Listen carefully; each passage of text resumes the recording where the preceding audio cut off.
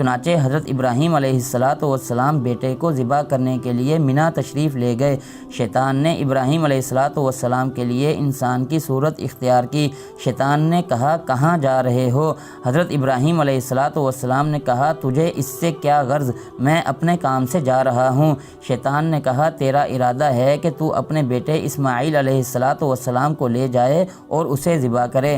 फरमाया, अल्लाह की कसम, अल्लाह तबारक व तआला ने मुझे इसका हुक्म दिया है और मैं इसका ज़्यादा हक़दार हूँ कि मैं अपने रब का हुक्म मानूँ।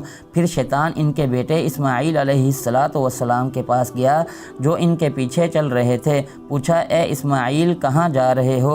इस्माईल अलैहिस्सलाम ने जवाब दिया, मैं अपने बाप के साथ जा रहा हूँ। शैतान ने कहा, तेरे बाप का ख्याल है कि अल्लाह तबारक व तआला ने इसे तुझे ज़िबा करने का हुक्म दिया है।